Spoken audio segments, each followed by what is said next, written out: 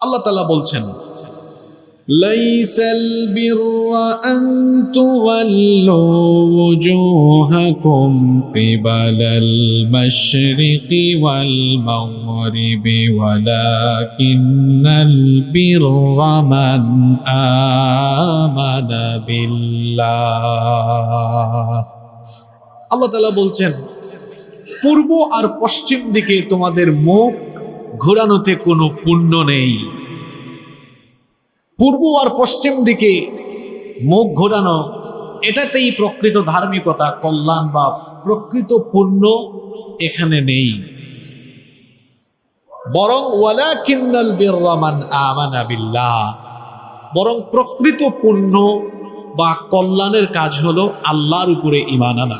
আয়াতের শুরুতে আল্লাহ তাআলা বলেছেন, লাইসাল বিররা আন তুওয়াল্লু ওয়ুজুহাকুম কিবালাল মাশরিকি ওয়াল মাগরিব, অর্থাৎ পূর্ব দিকে আর পশ্চিম দিকে মুখ ঘুরানো, এটার নাম ধার্মিকতা, এটার নাম পুণ্য বা এটাই কল্যাণের কাজ নয়।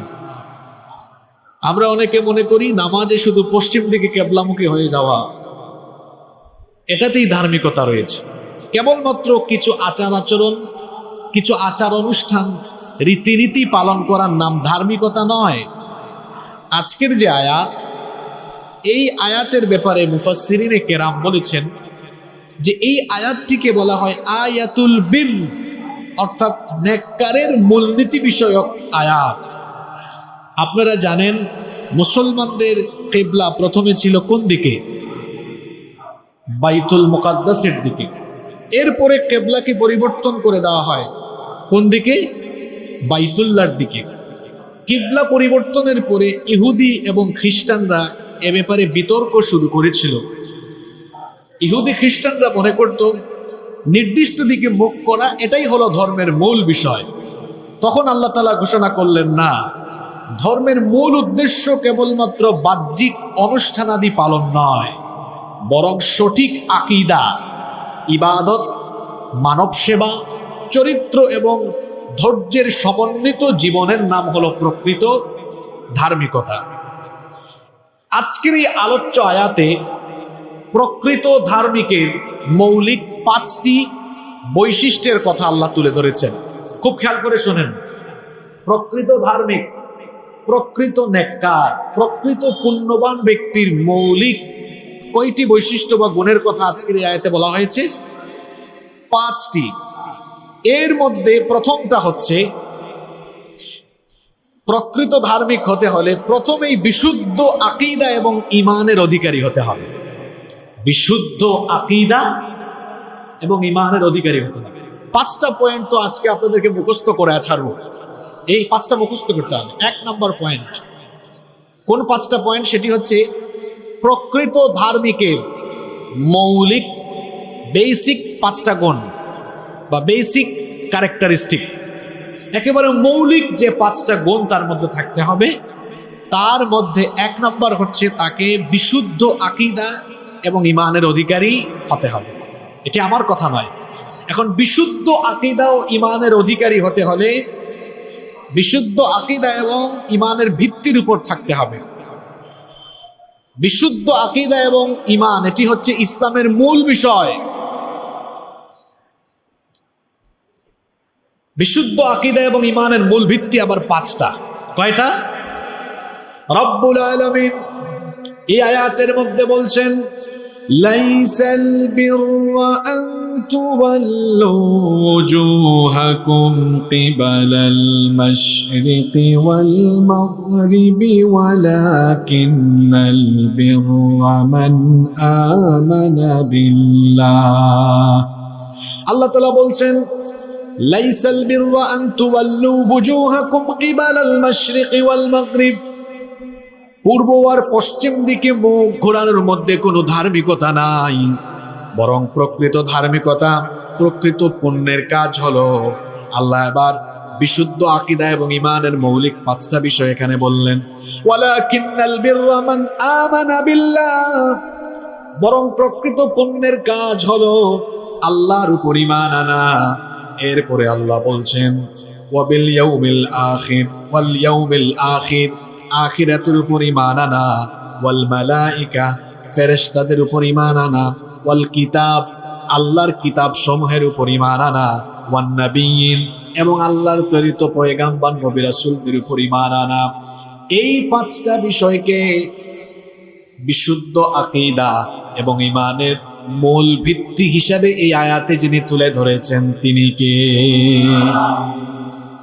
এই আয়াত দিয়ে বোঝা গেল বিশুদ্ধ আকীদা এবং ঈমানের মূল ভিত্তি হলো পাঁচটা: আল্লাহ, আখিরাত, ফেরেশতা, কিতাবাদি এবং নবীগণের উপরে ঈমান আনা। এখানে একটি কথা আপনাদেরকে বলে রাখি, প্রকৃত ধার্মিক হতে হলে 1 নম্বর গুণ হলো আগেই আপনাকে বিশুদ্ধ আকীদা এবং ঈমানের অধিকারী হতে হবে। কেন আপনার মধ্যে বিশুদ্ধ আকীদা লাগবে? এক, কারণ পৃথিবীর সমস্ত নবীরা আগে ইবাদতের দাওয়াত দেননি। সকল নবীরা আগে উম্মতদের কাছে সহি আকীদা এবং ঈমানের দাওয়াত দিয়েছে। নবী রাসূলদের দাওয়াত আকীদার দাওয়াত, সব নবীদের দাওয়াত কিসের দাওয়াত? সেই আকীদাটা কি?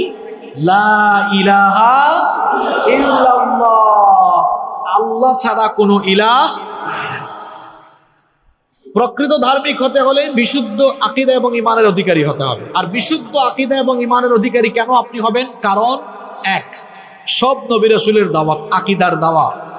দুই, আপনার আমল তখনই কবুল হবে যখন আপনার আকীদা সহি হবে। আকীদা যদি সহি না হয় তাহলে ওই ব্যক্তির কোনো আমল আল্লাহর দরবারে কবুল হবে না। শ্রী শ্রী হরিপদ কৃষ্ণ একজন অসহায় মানুষকে 3 লক্ষ টাকা সাহায্য করেছে, আর আব্দুল মজিদ ওই অসহায় ব্যক্তিকে 300 টাকা সাহায্য করেছে। এখন বলেন তো, আল্লাহর কাছ থেকে রিওয়ার্ড, জাযা বা পুরস্কার হরিপদ পাবে না আব্দুল মজিদ পাবে? কিন্তু আপনি যদি টাকার কোয়ান্টিটি, পরিমাণ হিসাব করেন তো দিয়েছে আব্দুল মজিদ বেশি না হরিপদ দিয়েছে বেশি? কিন্তু সে আল্লাহর কাছ থেকে জাযা পুরস্কার পাচ্ছে না, কারণ এর আকীদা ঠিক নাই। এর কি ঠিক নাই? এ আল্লাহর কাছে চায় না, এ মূর্তির কাছে চায়। সে আল্লাহকে এক হিসাবে মানে না। এজন্য তার এই ভালো কাজের কোনো দাম আল্লাহর কাছে। আপনার নেক আমল তখন কবুল হবে যখন আপনার আকীদা সহি থাকবে। আপনি গিয়ে মাজারে চান, আপনি তাবিজের মাধ্যমে সন্তান চান, আপনি জাদুবিদ্যায় বিশ্বাস করেন, গণকের কথায় বিশ্বাস করেন, আপনার এই নামাজের কোনো দাম নাই তো। একটা সাজদাও আল্লাহর দরবারে কবুল হবে না, কারণ আপনার আকীদায় সমস্যা। আকীদা আগে ঠিক করা লাগবে। এজন্য বিশুদ্ধ আকীদার অধিকারী হতে হবে। বিশুদ্ধ আকীদার অধিকারী কেন হতে হবে? 2, ওই যে বললাম আমল কবুল হওয়া নির্ভর করে সহি আকীদার উপর। 3, আখিরাতের নাজাত পাওয়া এটাও নির্ভর করে সহি আকীদার উপরে। আখিরাতের নাজাত কিসের উপর নির্ভর করে? সহি আকীদার উপরে নির্ভর করে। গুনাহগার ব্যক্তি জাহান্নামে গেলেও একদিন আল্লাহ তাকে জাহান্নাম থেকে বের করে জান্নাতে দিবেন। এরকম বেশ কয়েকটা হাদিস আছে না নাই? ভালো করে কথাটা আবার শোনেন। গুনাহগার গুনাহ করেছে, একটা সময় জাহান্নামে পুরাইতে পুরাইতে আল্লাহ দয়া করে তাকে জাহান্নাম থেকে বের করে হয়তো জান্নাতে দিবেন, এরকম হাদিস আছে, সম্ভাবনা আছে। তার মানে আমলের কমতি হলে জাহান্নাম থেকে একদিন বের হয়ে জান্নাতে যেতে পারে, কিন্তু আকীদায় ডিস্টার্ব থাকলে জাহান্নামে যে ঢুকবে কোনোদিন আর বের হতে পারবে না। কথা কি বোঝা গেল? 4 নাম্বার, আকীদা সঠিক না থাকলে নেক আমল করেও জাহান্নামে যেতে হবে। আকীদা সঠিক না থাকলে নেক আমল করেও জাহান্নামে যেতে হবে। 5, কেন আপনাকে সহি আকীদার অধিকারী হতে হবে? কারণ এই যে পাশেই কবরস্থান, এই কবরে আমরাও একদিন চলে যাব। কবরে যাওয়ার পরে আমার জন্য, আপনাদের সবার জন্য, সকলের জন্যই প্রশ্ন কয়টা? জোরে বলুন তো কয়টা? কবরের 3টা কোশ্চেন। 3টা প্রশ্ন কি আমলের না আকীদা? বুঝে শুনে বলেন, আমলের না আকীদার? প্রথম সওয়ালটা কি? মার রব্বুকা, তোমার রব কে? এটা কি আমলের প্রশ্ন না আকীদার প্রশ্ন? 2 নম্বর প্রশ্ন, মা দীনুকা, তোমার দিন কি? এটা কি আমলের প্রশ্ন না আকীদার প্রশ্ন? 3 নম্বর প্রশ্ন, মা হাদার রাজুলু আল্লাযী বুইথা ফীকুম, আল্লাহ রাসূলের চেহারা দেখিয়ে বলা হবে ইনি কে? তুমি কি তাকে চিনো যাকে তোমাদের কাছে পাঠানো হয়েছিল? অথবা অন্য বর্ণনায় এসেছে বলা হবে মান নাবিয়্যুকা, তোমার নবী কে? এই 3 নম্বর প্রশ্নটাও কি আমলের প্রশ্ন না আকীদার প্রশ্ন? তাহলে কবরে গিয়ে ফেরেশতাদের মাইর থেকে নিজেকে বাঁচাইতে হলে আগে আমল না, আগে নিজের আকীদা ঠিক করা লাগবে। কারণ কবরের 3টা প্রশ্ন আমলের না আকীদার। এজন্য আল্লাহ তাআলা আজকের এই আয়াতে, যে আয়াতটা আজকে আমরা আলোচনা করছি, এখানে আল্লাহ তাআলা প্রকৃত ধার্মিক ব্যক্তির গুণের কথা বলতে গিয়ে আল্লাহ প্রথমেই যে 5টা বিষয় এখানে এনেছেন, আল্লাহ, আখিরাত, তারপরে কিতাবাদি, ফেরেশতা, নবী রাসূলদের পরিমাণনা, এই সবগুলো বিষয় হচ্ছে আকীদার অন্তর্ভুক্ত। আল্লাহ তাআলা প্রথমেই বলেছেন প্রকৃত ধার্মিক হতে হলে আগে তোমাকে সহিহ আকীদা এবং বিশুদ্ধ ঈমানের অধিকারী হতে হবে। একটু আগেই বলেছিলাম, নিশ্চয়ই মনে আছে আপনাদের, বিশুদ্ধ আকীদা এবং ঈমানের মূল ভিত্তি কয়টা? 5টা। 1, কার উপরে ঈমান আনা? কারণ আল্লাহর উপর ঈমান আনার মূল বিষয় আরো 5টা। আরো কয়টা? 1 নাম্বার, আল্লাহর উপর ঈমান আনা বলতে আপনি কি বুঝেন? আল্লাহর উপর ঈমান আনা অর্থ হলো 1 নাম্বার, আল্লাহর অস্তিত্বে বিশ্বাস করা। তিনি ছিলেন, তিনি আছেন, তিনি থাকবেন, তিনি চিরঞ্জীব, তিনি চিরস্থায়ী। সবকিছুকে সৃষ্টি করেছেন কে? কোনো সন্দেহ আছে? রব্বুল আলামিন কোরআনুল কারীমের 14 নম্বর সূরা সূরাতু ইব্রাহিমের 10 নম্বর আয়াতে বললেন, আফিল্লাহি শাক্কুন ফাতিরিস সামাওয়াতি ওয়াল আরদ। আল্লাহ তাআলা বললেন, আসমান ও জমিনের স্রষ্টা আল্লাহ সম্পর্কে তোমাদেরকে কোনো সন্দেহ আছে নাকি? আসমান আর জমিনের স্রষ্টা তিনি একজন, অবশ্যই তিনি আছেন, তিনি সবকিছুকে নিয়ন্ত্রণ পরিচালনা করছেন। এজন্য আল্লাহ অন্য আয়াতে বললেন, আল্লাহু খালিকু কুল্লি শাইইন ওয়া হুয়া আলা কুল্লি শাইইন ওয়াকিল। আল্লাহ তিনি সবকিছুকে সৃষ্টি করেছেন, সবকিছুকে তিনি আবার নিয়ন্ত্রণ করছেন, এবং সকল কিছুর হেফাজত যিনি করছেন তিনি কে? আল্লাহর উপর ঈমান আনা, এই কথাটির 1 নম্বর অর্থ হলো আল্লাহর অস্তিত্বে বিশ্বাস করা। 2 নম্বর, আল্লাহর রুবুবিয়তের উপরে স্বীকৃতি স্থাপন করা। রুবুবিয়ত মানে কি?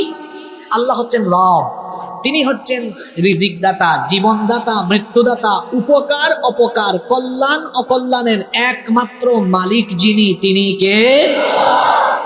আল্লাহর উপর ঈমান আনার 3 নম্বর অর্থ হলো আল্লাহ তাআলার উলুহিয়াত, অর্থাৎ ইবাদত এর ক্ষেত্রে একমাত্র ইবাদত করতে হবে কার?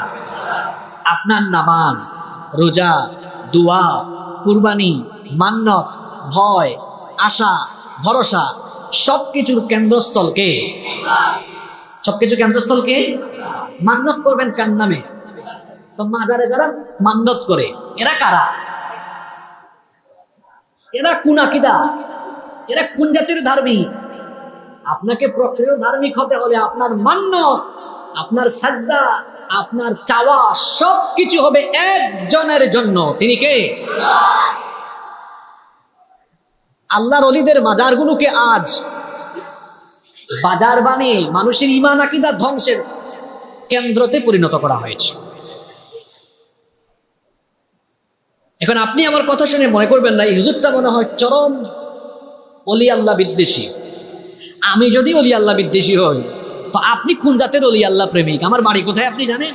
বাংলাদেশের সবচেয়ে বেশি ওলিয়া উলিয়া যে এলাকায় এসেছেন ওই জায়গায় আমার বাড়ি। আর আপনি যদি আমাকে বলেন ওলিয়া উলিয়া বিদ্বেষী, বাংলাদেশের সবচেয়ে বড় বড় ওলিরা হযরত শাহজালাল মুজাররদ ইয়ামিনী, হযরত শাহপরান, তাদের সাথে 360 জন আউলিয়া এসেছেন কোথায়?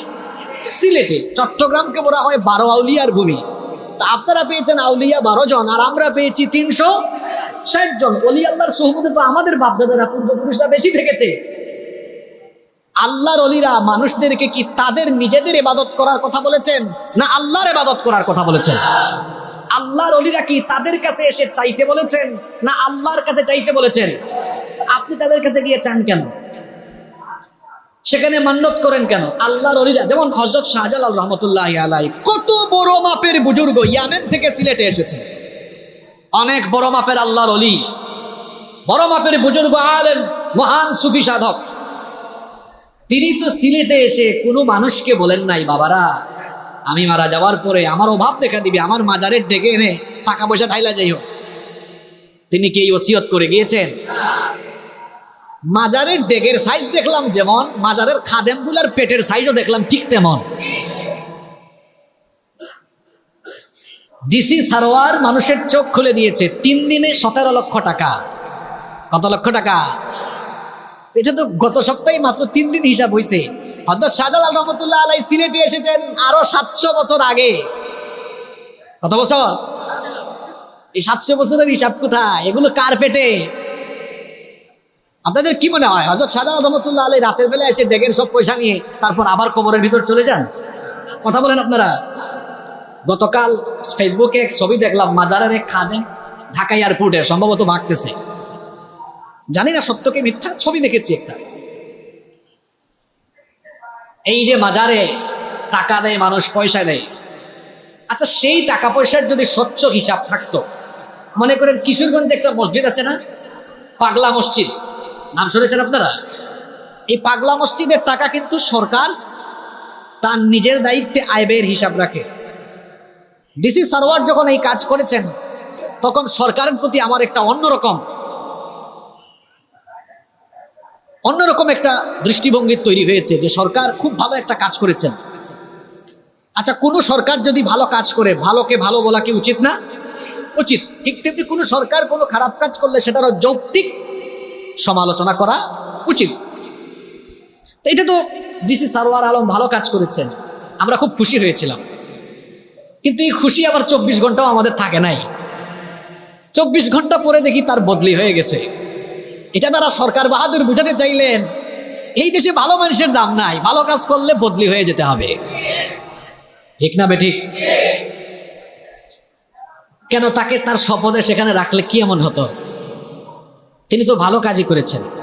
তিনি বলেছেন মাজারে মানুষ যে টাকা দেয় সেই টাকাগুলো সরকারের দায়িত্বে হিসাব নিকাশ রাখা হবে এবং মাজারে আসা অর্থ এগুলো সঠিকভাবে গণনা করে এগুলোর স্বচ্ছ ব্যয় পরিচালনা করা হবে। মাজারে যে দানগুলো আসে এগুলো দিয়ে মসজিদ, মাদ্রাসা, অর্থাৎ মাজারের পাশে আপনারা গেলে দেখবেন মসজিদ আছে, মাদ্রাসা আছে, এতিমখানা আছে। তিনি বলেছেন মাজারে আসা অর্থ দিয়ে মসজিদ, মাদ্রাসা, এতিমখানার ব্যয় নির্বাহ করা হবে। এটা কি ভালো কাজ না খারাপ কাজ? সবাই বলেন ভালো কাজ না খারাপ কাজ? আপনাদের জন্য ভালো হয়েছে। কিন্তু ওই যে দেখ খেকু খাদেম, তাদের তো মাথা খারাপ হয়ে গেছে। এরপরে ডিসি যখন বদল হলো তখন ভাবলাম আরে বাপরে বাপ, ডেগের ভাগ এটা তো শুধু মাজারের আশপাশে থাকে না, সম্ভবত মাজারের ভাগ এগুলো আরো বিভিন্ন জায়গায় যায়। এজন্য আমি বলি ডিসি সারোয়ারকে এই কর্মকাণ্ডের পরে বদলি করানোর পেছনে কাজ করেছে তারা মাজারের ডেগের টাকার ভাগ পায় যারা। সরকারকে বলবো শাহজালাল রহমতুল্লাহ আলাইহির মাজারই শুধু নয়, সারা দেশে যত মাজারে মানুষ টাকা দেয় এগুলো সরকারের দায়িত্বে নিয়ে যান।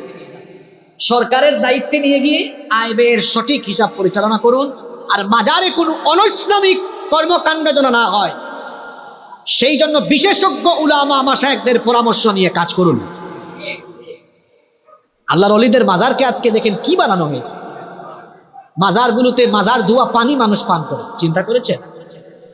আমি 2017 সালে দিল্লিতে হযরত খাজা নিজামউদ্দিন আউলিয়া, নাম শুনছেন আপনারা, রহমতুল্লাহি আলাইহি, তার মাজারে ঢুকেছিলাম। আমি ওনার মাজারের পাশ দিয়ে যাচ্ছি, তো ভাবলাম যাই আল্লাহর ওলির মাজারটা জিয়ারত করে যাই। আসতে যে কারবার গিয়ে দেখছি মাজারের খাদেমকে আমার নিজের চোখে দেখা কয়েকজন মহিলা তার শরীর টিপে দেয়, তারপরে মাজারকে গোসল দিচ্ছে, সেই পানি আবার ড্রেন দিয়ে নালা দিয়ে যাচ্ছে, যে খালে গিয়ে পড়ছে ওইটাকে মানুষ বোতলে ভরে, তারপরে ওইটাকে মানুষ বিভিন্ন পাত্রে করে নিয়ে যাচ্ছে, ওখানে কয়েকজন গোসলও করছে।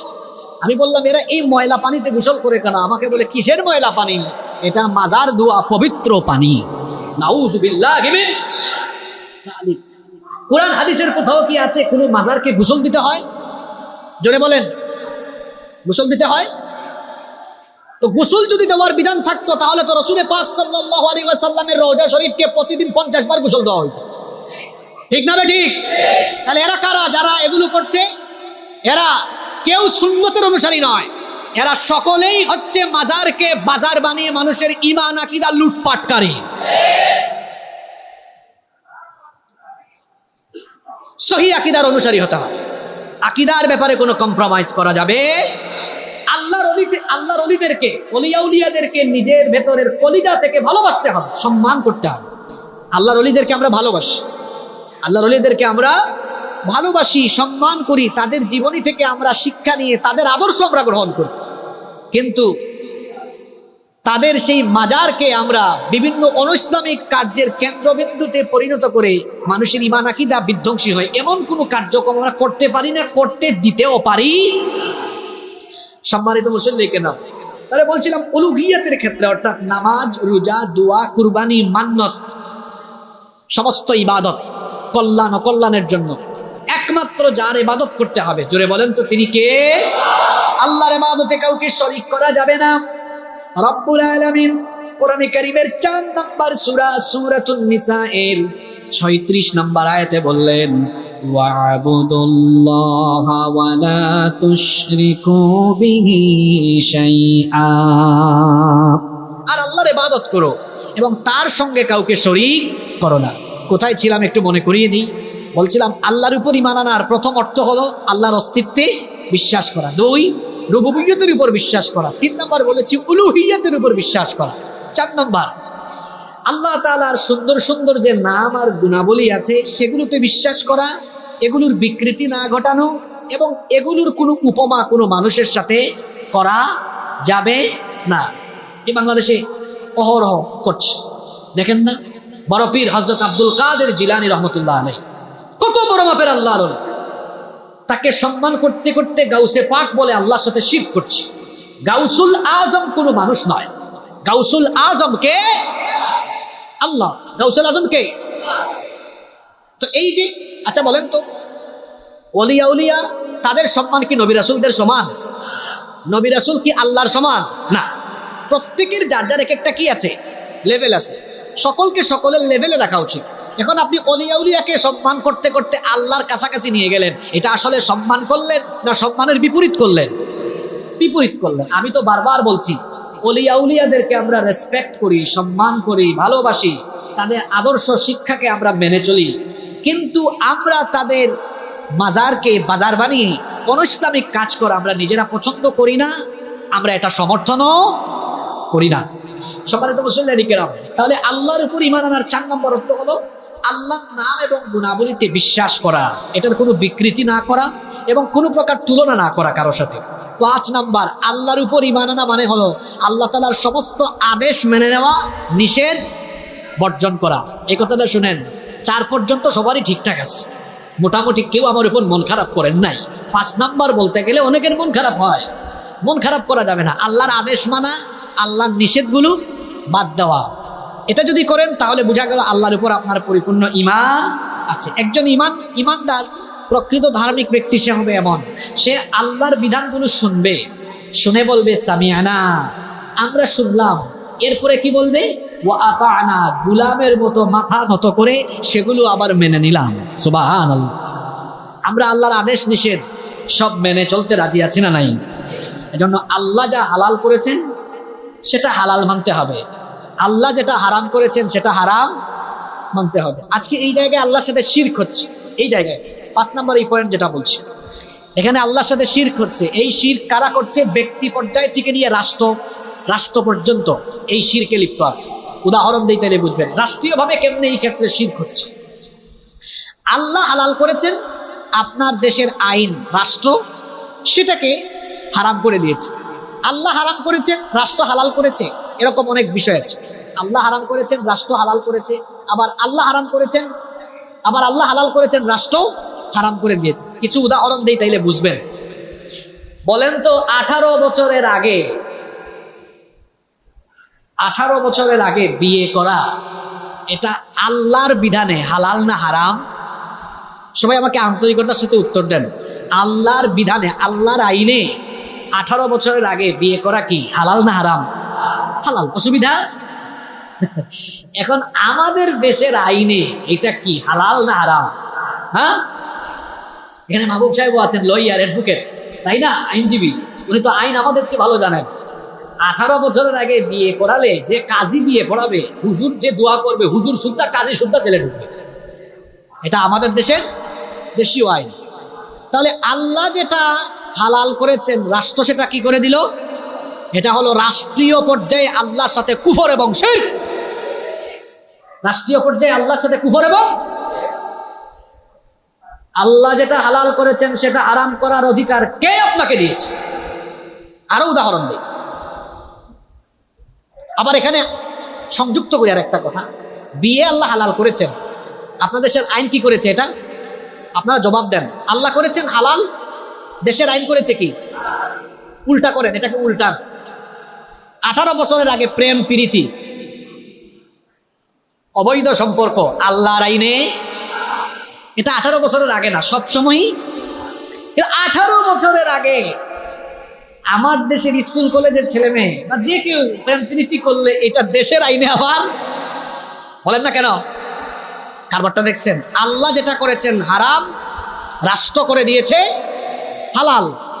এটা হলো রাষ্ট্রীয় পর্যায়ে আল্লাহর সাথে কুফর এবং শিরক। কথা কি বুঝতেছেন?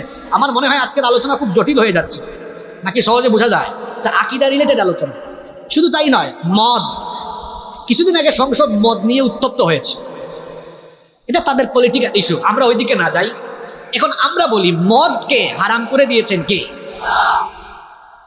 এটা সীমিত আকারেও খাওয়া যাবে না, কারণ আমাদের দেশে মাদক নির্মূল অধিদপ্তর নাই, আছে মাদক নিয়ন্ত্রণ। এদের কামটা কি? তারা কি নিয়ন্ত্রিত মাত্রায় দেয় নাকি? আল্লাহ ভালো জানে। মানে নামটা এমন আশ্চর্যজনক নাম কেন? নাম তো হওয়া দরকার ছিল মাদক নির্মূল অধিদপ্তর। আচ্ছা, এখন মাদককে আল্লাহ হারাম করে দিয়েছেন, পৃথিবীর কোনো মানুষের ক্ষমতা আছে সেটাকে হালাল করার? আমাদের দেশের আইনে এটা জায়েজ আছে। সরকারের একটি নির্দিষ্ট দফতর আছে, সেই দফতরের অনুমোদন নিয়ে বিভিন্ন 5 স্টার 7 স্টার হোটেলে এবং ঢাকা শহরের অনেক জায়গায় কিন্তু বার আছে, লাইসেন্স করা আছে না, এগুলো বিক্রি করছে। তো আল্লাহ করেছেন কি হারাম, রাষ্ট্র করেছে। এটা কি রাষ্ট্রীয় পর্যায়ে আল্লাহর আইনের সাথে কুফর এবং শিরক নয়? তাহলে আল্লাহর উপরে ঈমান আনা বলতে আপনি কি বুঝছেন? এখানে 5টা কথা বলে গিয়েছে, 5টা পয়েন্ট। 1, আল্লাহর অস্তিত্বে বিশ্বাস করা। 2, আল্লাহর রুবুবিয়তে বিশ্বাস করা। 3, আল্লাহর উলুহিয়তে বিশ্বাস করা।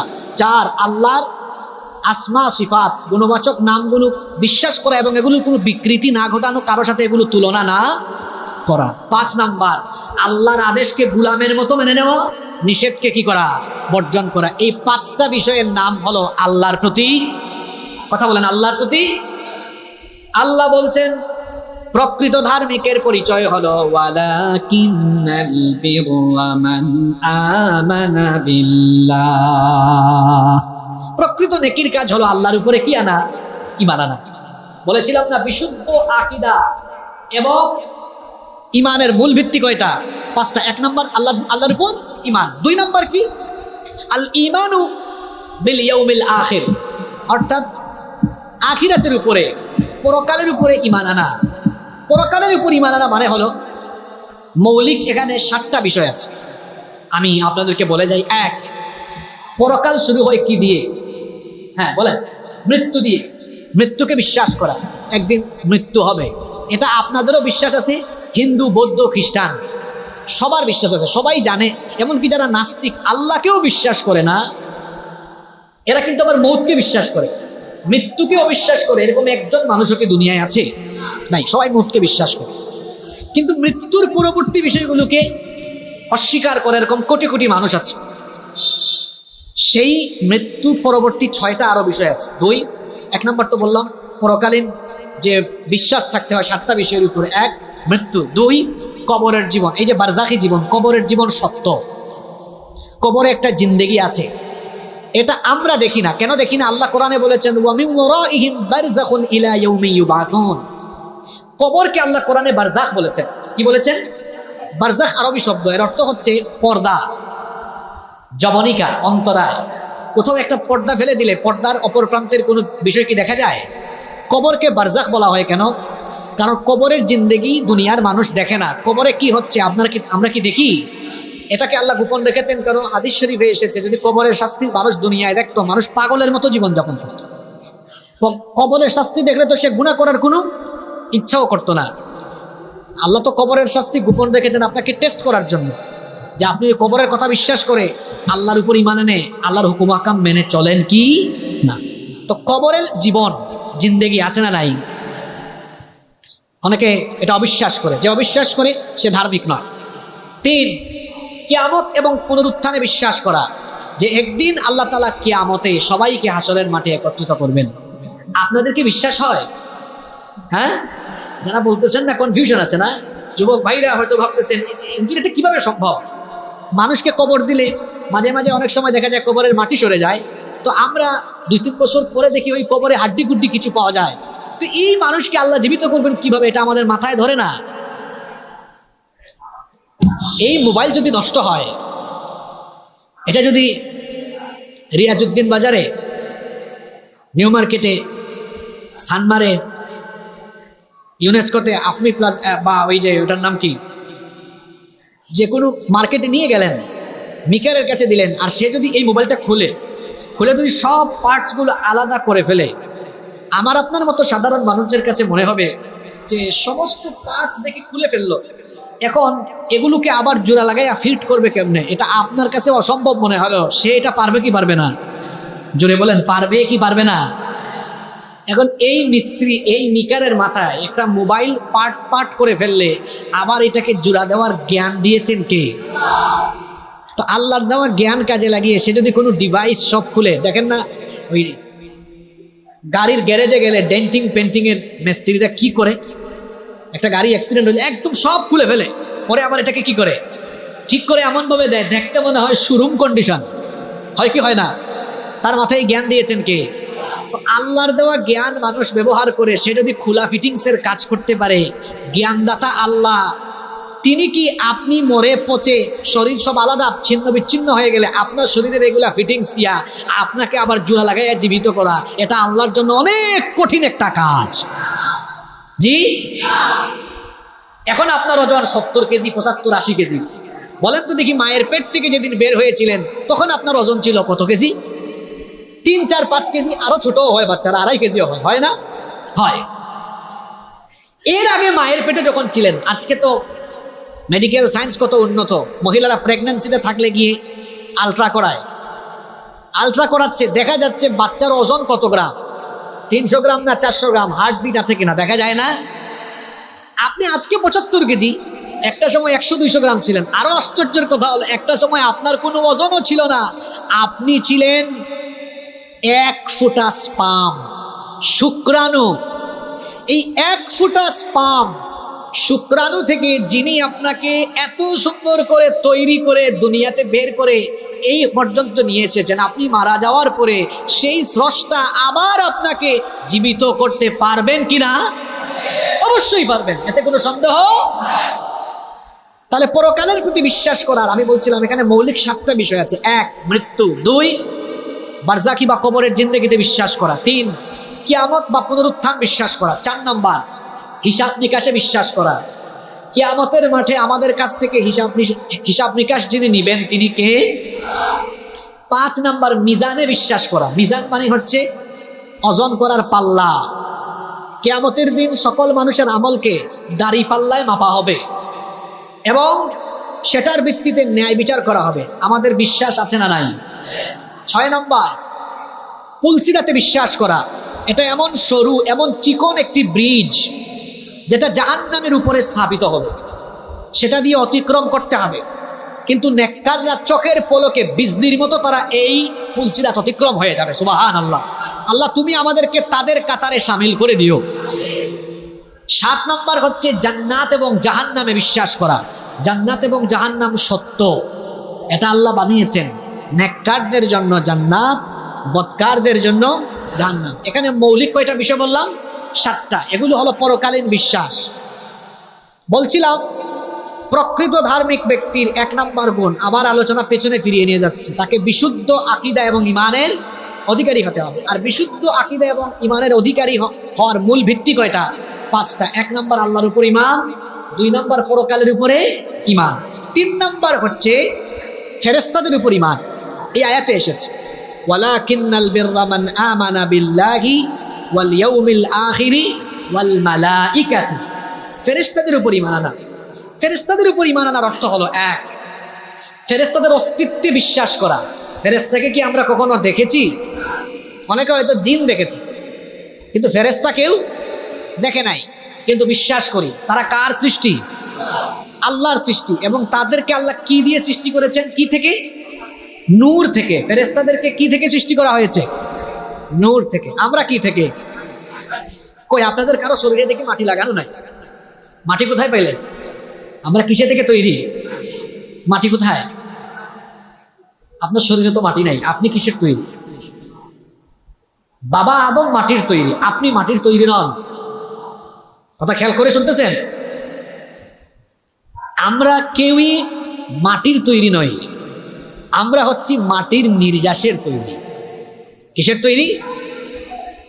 আরো সহজ করে বলি, বাবা আদম সরাসরি মাটির তৈরি, আল্লাহ তাকে তার নিজের কুদরতি হাতে বানিয়েছেন। সুবহানাল্লাহ পড়বেন না?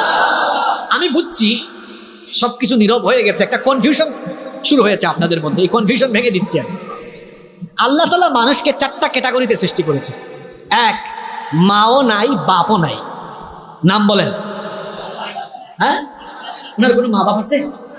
আল্লাহ তাআলা তাকে তার নিজের কুদরতি হাত দিয়ে সরাসরি মাটি দিয়ে বানিয়েছেন। সুবহানাল্লাহ। আল্লাহ ফেরেশতাকে বলেছেন যাও মাটি আনো, আর এক জায়গায় মাটি দিয়ে তাকে বানানো হয় নাই তো? আপনাদের হয়তো কেউ কেউ ভুলে গেছেন, কারো হয়তো মনে আছে। এই আয়াতের তাফসীর আমি করে আসছি, সম্ভবত 6-7 নম্বর পর্বে এগুলা গিয়েছে। ওই যে ওয়াইদ ক্বালা রাব্বুকা লিল মালাইকাতি ইন্নী জাআইলুন ফিল আরদি, এই আয়াতের তাফসীর আমি এগুলো বলেছি। আল্লাহ ফেরেশতাকে বলেছেন যাও মাটি আনো, তবে এক জায়গার মাটি না। দুনিয়াতে যত কালারের, যত রঙের, যত উপাদানের মাটি আছে, মাটি কি এক কালারের, এরকম এক উপাদানের? এঁটেল মাটি, দোআঁশ মাটি, গন্ধ মাটি, বালু মাটি, অনেক ধরনের মাটি আছে না? আল্লাহ বলেছেন সব জাতের মাটি আনো। সব জাতের মাটি এনে আল্লাহ ফেরেশতাকে বলেছেন এগুলো ব্লেন্ডিং করো, ব্লেন্ডারিং। ব্লেন্ডিং করলে এগুলো কি হয়েছে? সব মিলেমিশে ধুলাবালু হয়ে গেছে। এরপরে আল্লাহ বৃষ্টির পানি দিয়ে সেটা কি করেছেন? ভিজিয়ে রেখেছেন। তারপরে সেটা হয়েছে ভিজা মাটি, গন্ধ মাটি, শুকনা মাটি, ঠনঠনে মাটি। এরপরে ওই ঠনঠনে মাটি দিয়ে আল্লাহ ফেরেশতা নয়, আল্লাহ তার নিজের কুদরতি হাতে আদম আলাইহিস সালামকে বানিয়েছেন। সুবহানাল্লাহ। দীর্ঘদিন পর্যন্ত মাটির বানানো এই দেহটা পড়েছিল।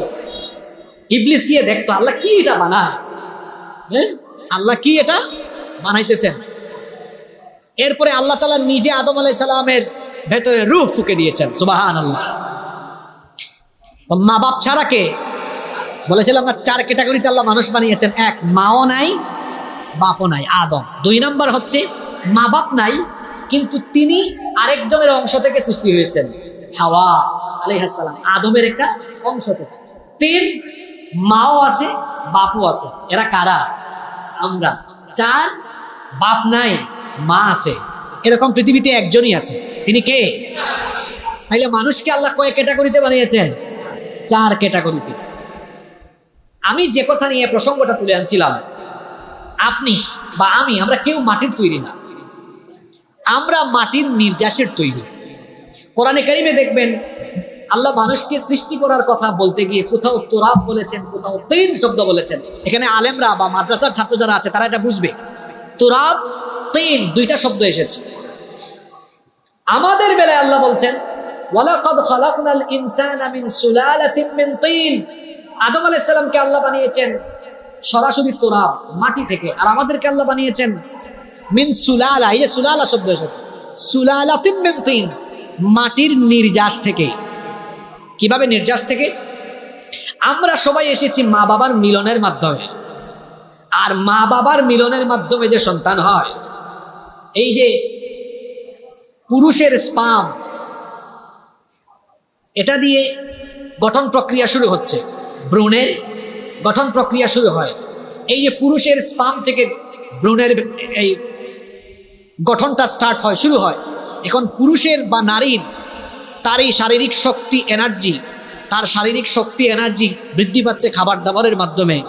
আর সে যত খাবার দাবার খায়, মানুষ যত খাবার খায়, সমস্ত খাবার তৈরি হয় কি থেকে? জনে বলেন কি থেকে? এজন্য আমাদের শরীরে কারো মাটি নাই, কিন্তু মাটির নির্যাস আছে, কারণ মাটির তৈরি খাবার খেয়েই আমরা বড় হচ্ছি।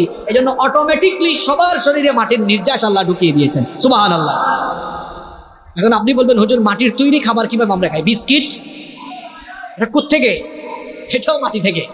আর বিস্কুট তৈরির উপাদান এটা তৈরি হয়েছে কি থেকে? আপনারা যত খাবার খান, সব খাবার কিসের তৈরি? সব খাবার মাটি থেকেই তৈরি হয়েছে। এজন্যই বলা হয়েছে মানুষকে মাটির নির্যাস দিয়ে বানানো হয়েছে, কারণ ওই যে মাটি থেকে উৎপন্ন খাবার খাওয়ার ফলে মাটির নির্যাসের ফ্লেভার আমাদের শরীরের ভেতরে ঢুকে গিয়েছে, সুবহানাল্লাহি ওয়া বিহামদিহি। তো ফেরেশতা নূরের তৈরি, এটাতে বিশ্বাস করা। ফেরেশতারা নারীও না, পুরুষও। ফেরেশতাদের প্রতি ঈমান আনার মানে হলো এই কথা বিশ্বাস করা যে ফেরেশতারা সব সময় আল্লাহর আইন মানতে, হুকুম মানতে বাধ্য। আল্লাহর আইন মানতে, ফেরেশতারা কি আল্লাহর আইন অমান্য করে? ফেরেশতারা কখনো আল্লাহর আইন অমান্য করতে পারে না, সদা সর্বদা তারা আল্লাহর হুকুম মেনে চলে। এজন্য আল্লাহ তাআলা সূরা তাহরিমের মধ্যে বলেছেন, লা ইয়াসুনাল্লাহা মা আমারহুম ওয়া ইয়াফআলুনা মা ইউমারুন। আল্লাহ তাদেরকে যা আদেশ করেন তারা তাতে অবাধ্য হয় না, এবং তারা তাই করে যা আল্লাহ আদেশ করেন। ফেরেশতাদের প্রতি বিশ্বাস স্থাপন করা মানে হলো কোরআন এবং হাদিসে তাদের যে নাম এসেছে, নাম শুদ্ধ বিশ্বাস করা। কোরআন হাদিসে কয়েকজন ফেরেশতার নাম আসছে না? দেখি বলেন তো কয়েকজন ফেরেশতার নাম। ওহী, যিনি ওহী নিয়ে আসতেন, ওই ফেরেশতার নাম কি? সারা জীবন কি ভুলের উপর থাকবেন? একটু নিজেকে ঠিক করেন। জিব্রাইল নামটা অশুদ্ধ, কোরআন শরীফে কোথাও জিব্রাইল পাবেন না। সঠিকভাবে নামটা বলবেন। যেমন কারো নাম কিন্তু বিকৃত করে ডাকা ঠিক না, এটা অপরাধ। মানুষকেও আমরা অনেক সময় নাম বিকৃত করে ডাকি। তার বাপ নাম রেখেছে আবুল কালাম, বলে কিরে কালাম না। নাম রেখেছে আব্দুল সালাম, কয় কিরে সালাম না, বাদাম না, ডাকেন এরকম। সূরা হুজুরাতে আল্লাহ বলেছেন, বিসাল ইসমুল ফুসুকু বাদাল ঈমান। ঈমান আনার পরে কারো নাম ভেঙায়া বিকৃত করে ডাকা, এটা কবিরা গুনাহ, এটা জঘন্য গুনাহ। তো এই ফেরেশতার নাম জিব্রাইল না, ফেরেশতার নাম জিবরিল। বলেন ফেরেশতার নাম কি? ওনার দায়িত্ব কি? ওহী নিয়ে আসা। কোরআনে এরকম আরো কিছু ফেরেশতার নাম এসেছে, মিকাইল। কোরআন হাদিসে কিছু ফেরেশতার নাম আছে, ইসরাফিল। তারপরে মৃত্যু, যিনি মানুষের মৌত, মানুষ না শুধু সব প্রাণীর মৌত নিয়ে আসেন, ওনার নাম কি? এটাও ভুল করলেন। আজরাইল শব্দটা কোরআন হাদিসের কোথাও নাই। এই ফেরেশতার নাম মালাকুল মৌত। মালাকুল বলবেন, হুজুর তাইলে যুগ যুগ ধরে আজরাইল শুনি, এটা কোথা থেকে আসছে? এটা ইসরাইলি রওয়ায়াত। ইসরাইলি রওয়ায়াত মানে কি? ইসরায়েলি রওয়ায়াত মানে হচ্ছে ইহুদি খ্রিস্টানদের কিতাবে যে শব্দগুলো বর্ণিত হয়েছে।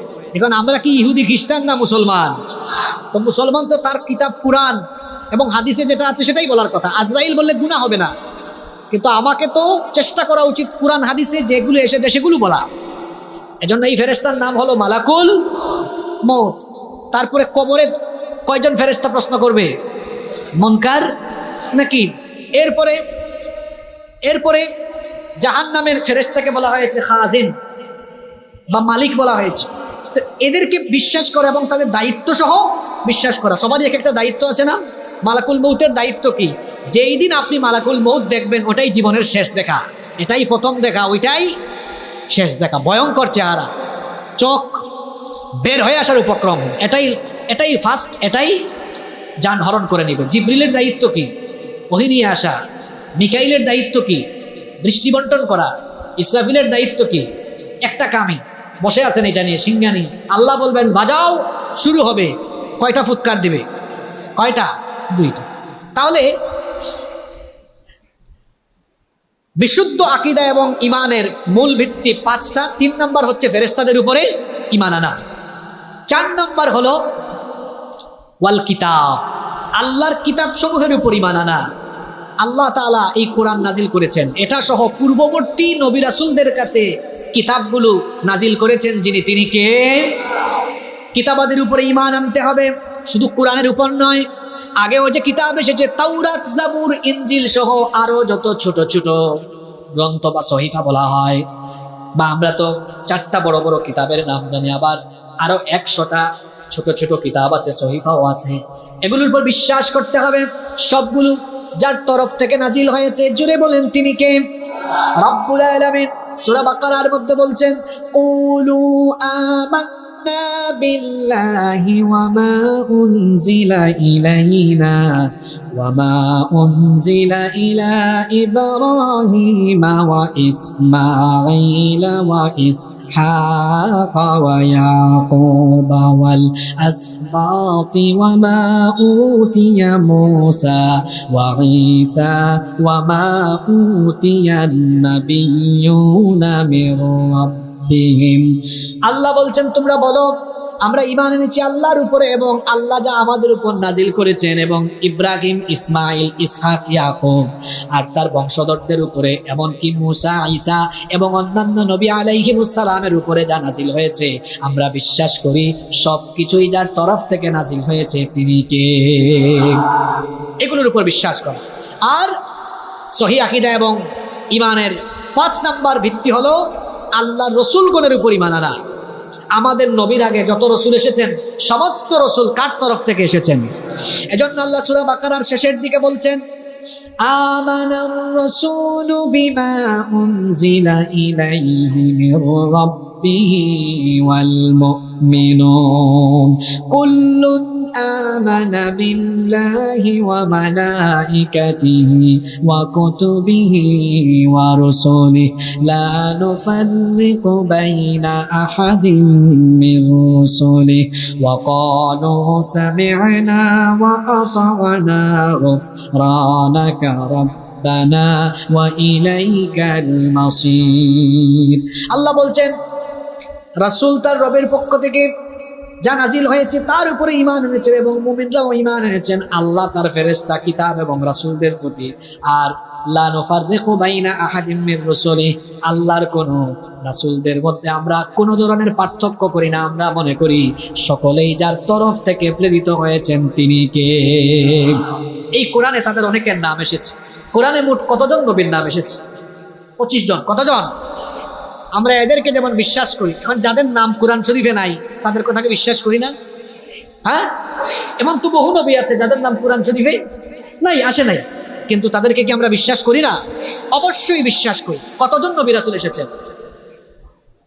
আমাদের দেশে বই পুস্তক, স্কুল মাদ্রাসার বিভিন্ন বই পুস্তকে আছে আল্লাহ নাকি 1,24,000 মতান্তরে 2,24,000 নবী রাসূল পাঠিয়েছে। কোথায় পেয়েছেন এটা? এই কথা মিথ্যা, এটা জাল, বানুয়াট, অসত্য কথা। এটা কোথাও নাই। আল্লাহ কত নবী রাসূল পাঠিয়েছেন এটা আমরা কেউ জানি না, বরং কোরআন শরীফে এসেছে এট এ টাইম, একই সময় আল্লাহ একজন না বহু নবী পাঠিয়ে দিয়েছে এক সময়ে। এমনও সময় গেছে 2 গ্রামে 2 নবী, এমনও সময় গিয়েছে 2 থানায় 2 নবী, 2 জেলায় 2 দেশে 4জন 5জন করে নবী এসেছেন, এরকম হয়েছে। আবার এমনও হয়েছে বাপও নবী ছেলেও নাই, এরকম আছে।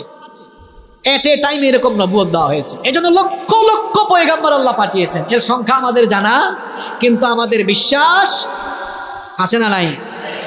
কোরআনে কারিমে আল্লাহ সব নবীর নাম বলেন নাই, আল্লাহ নিজেই এই কথা বলছেন। দেখেন কোরআনে কারিমের 4 নম্বর সূরা সূরাতুন নিসায়ের 164 নম্বর আয়াতে আল্লাহ বলছেন, ওয়া রুসুলান ক্বাদ কাসাসনাহুম আলাইকা মিন ক্বাবলু ওয়া রুসুলান লাম নাকসাসহুম আলাইকা ওয়া কাল্লামাল্লাহু মূসা তাকলিমা।